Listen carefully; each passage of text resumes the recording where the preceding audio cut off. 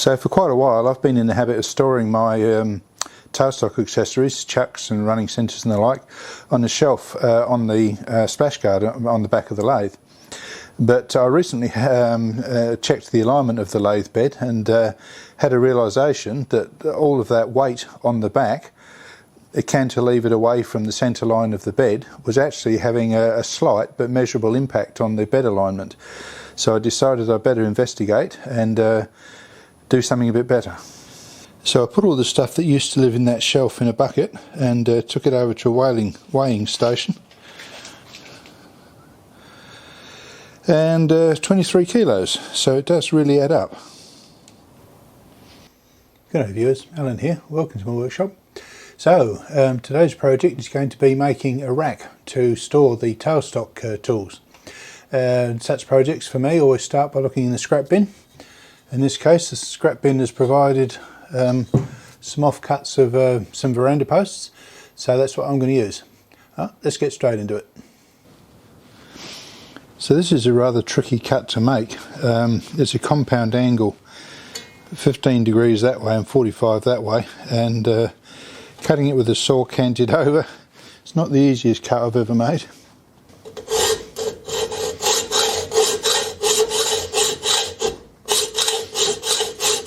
We're heading somewhere near the right direction.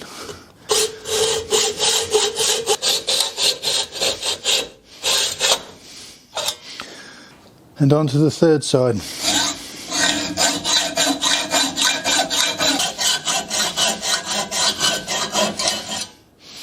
Yeah, onto the fourth side. Looks like I've wandered off a little bit.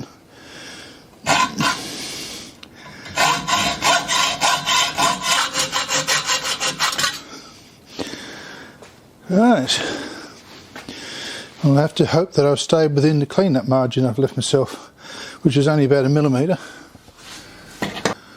Well, I think you'll be able to see that that turned out pretty well.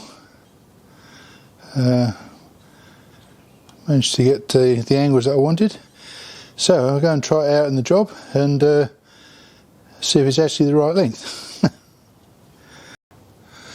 So this is actually the second one that I've done, and I think you can see that that's going to fit there just nicely. So I'm not sure whether you can see from that angle, but there's I've bolted a bracket to this diagonal upright here to support the back end of this, and it also locates it side to side because it's a good fit within the width of the tube. So it'll go on there, 2 screws in there, and then it'll be time to bore some holes. So to fix these pieces to the frame I've been using 1/4 inch UNF bolts, mostly because I've got a box full of them. So that needs a 5.5 millimetre hole for the correct for tapping size. So I just drill some of those. And I'm just using a bit of plastic tube on the drill, so when it goes through it doesn't hit the chuck on bits and pieces here. Okay, something like that.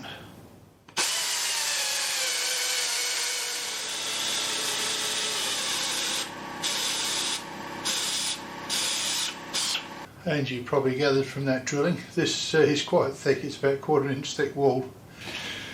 Now I had tapped all the others by hand. Oh, they went pretty easy, so I might try the power tapping, see how that goes. Oh, what's this?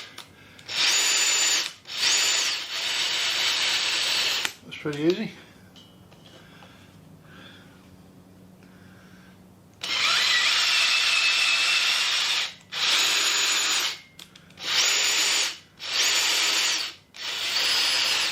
Well, it's a bit faster than doing it by hand. The items that I want to put in this rack are a Morse tape of 4, and at this separation of 50 millimetres, the hole at the top should be 32 millimetres and the hole at the bottom should be 30 millimetre diameter. But what I'm going to do is use an annular cutter, which is a 30 diameter cutter, and I'll put through I'm doing 3 holes but I'm going to have to drill them from both sides, so I'll do my 3 holes across the top here, then turn it upside down and do the other 3, and then because I don't have an annular cutter big enough, I'll open them out using this step drill, which conveniently has a 32mm on here somewhere. Oh, there. 32mm is its largest size. A little bit dubious about this material. It's not sheet metal, it's thicker than that, but I think it's only about 1.8, something like that. I don't think it's even 2mm.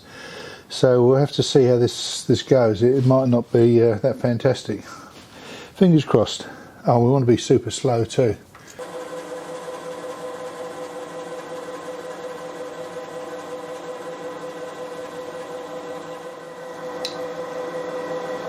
And we're through. Oh, well, that seems to go without any unnecessary dramatics, so happy with that. Okay, 2 more to do on the top here. Of course I realised afterwards the marking on the hole saw was 22 and 30. I misread the 30 as the size of the hole. I don't know why, but anyway, 30 is the depth it can cut to. So I've got 22mm holes here, so the step drill is going to have to step up to the bigger challenge. This is the bottom, and the hole diameter in the bottom is 30. The 2 rings, the upper ring's 32, the next one down's 30, so I've got to go on this side to all but the last ring.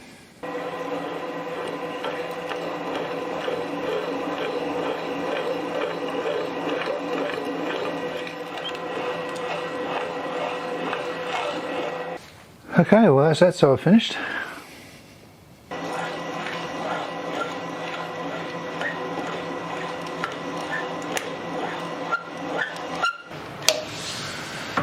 Alright, clean up time. Okay, so as you can see, it's all finished. I'm quite sure that this tube will be strong enough for the job. The only thing I'm not so keen about with the job in review is that the Morse tapers here slide in direct contact with the steel hull, sides of the hull, and I think if I was doing it again I'd probably oversize the holes and put plastic inserts in to prevent the steel on steel. But we'll see how it goes. Many of these shanks are hardened anyway. I don't think it's going to be an issue, just something I might have done differently. Anyway, just in review, I started off with a whole lot of weight on the back side of the lathe, which was causing an uneven load on the twisting load on the lathe bed. So as you saw, it was 23 kilos or 50 pounds thereabouts, and I measured it at 350mm away from the centre line. So that was basically a continuous torque of 80 newton meters or 60 foot-pounds of twist on the lathe bed. Now, it's a pretty beefy machine, but why subject it to that sort of force? So armed with that insight, you might like to ponder whether or not you've got a similar situation with your lathe. Anyway, that's it for now. Hope you enjoyed it, and thanks for watching.